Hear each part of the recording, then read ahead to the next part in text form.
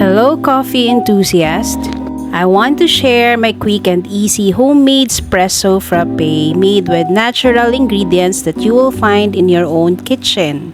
Since nasa bahay lang ako today because it's Sunday, so nag-crave ako ng espresso frappe.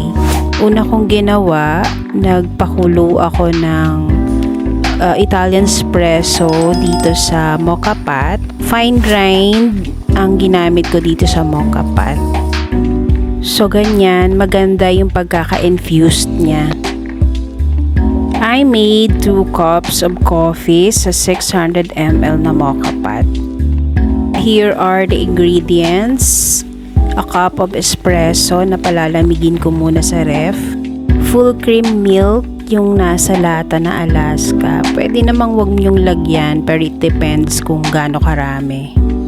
Sugar, ganun din. Tatansyahin nyo rin kung gaano karami ilalagay ninyo. White sugar yung ginamit ko. And ice cubes.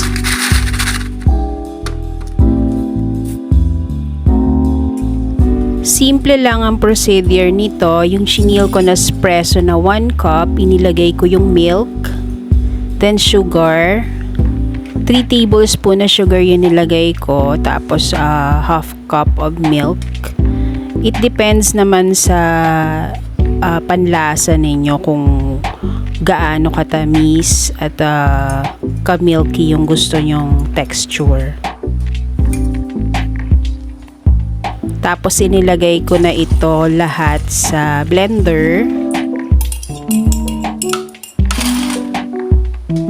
Nilagyan ko ng ice cubes.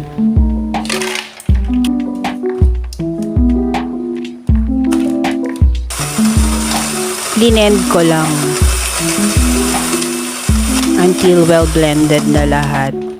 Tsaka medyo foamy siya yung ibabaw kasi because of the sugar siguro nagfo-foamy pag nabiblend ng husto. No need for cream na sa ibabaw.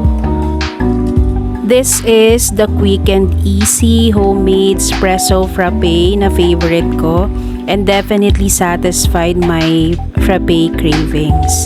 Very light lang, mas nalalasahan yung espresso coffee or kahit anong brewed coffee na paborito nyo.